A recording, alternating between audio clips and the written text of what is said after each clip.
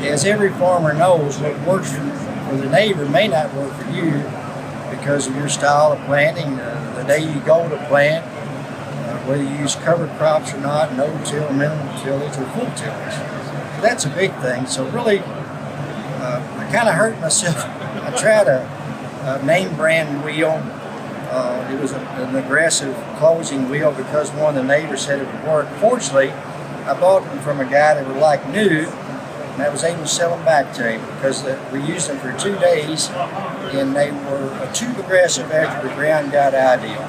So that's where it all started. I said, well, the next time when I do this, I'm going to make sure that I get a pair for each row and try 5 or 6 rows across the back of my planter and be able to do some video, go behind that planter and see what works best for me. And we did that with the help of some major brands along with Paul. But as you see here in these comparisons, is what we were trying to achieve is exactly what we think we're getting with the Mohawk. For us, we didn't want any pressure. We wanted to close that wall gently and squeeze that V in, is what we were trying to do.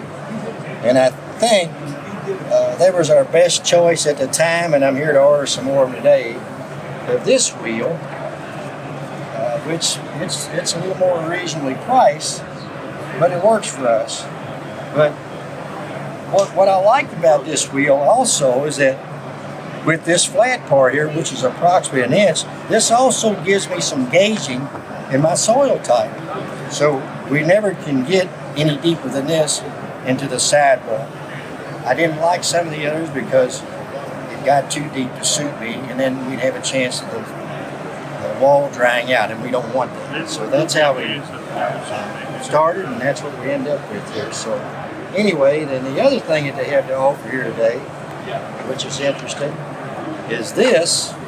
They have a cap to go over this, covers this to the inside. Got carriage head bolts, it looks like here. Then you have another piece Paul doesn't have here today.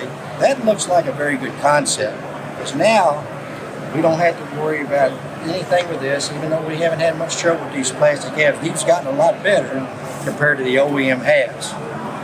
Because originally you could take your rubber wheel off and use your OEM halves, which was pretty good because you could just get the ring. This is a zipper ring, and that worked well. We actually tried this too, but somehow or the other we come back to this wheel to suit us. The Mohawk wheel suits us. But this looks like an interesting idea. I'd love to try these. I've got a friend of mine he's trying to decide what to do. I like this because it's a little wider than this wheel by, what do you think, Paul? An eighth of an inch, yeah. So I think it's going to be better. Yep. And just the difference in the two, it's a little heavier. This one weighs right at 6 pounds. This one weighs about 11.5 pounds. It'd be really interesting to maybe try a couple of these. Yeah. See how they do for us. But right now we're going to finish up our plan with some more of these. We went to 40-foot planters. So that's what we're doing today. Thanks for all your help. You bet.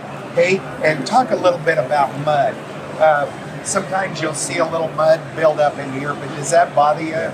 Well, honestly, when we tried the other wheels, naturally, the real aggressive wheel in this picture here was probably like this.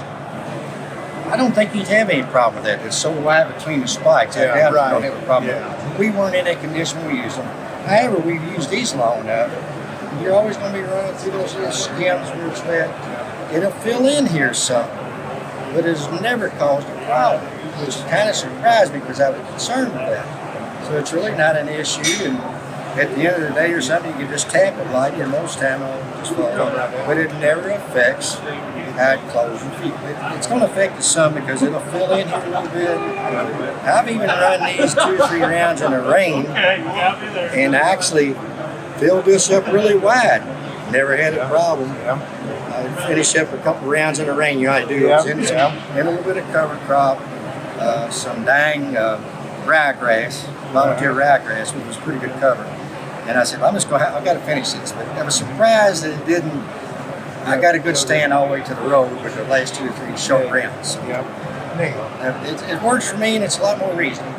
Well, we appreciate your business. Appreciate your help. Thank you.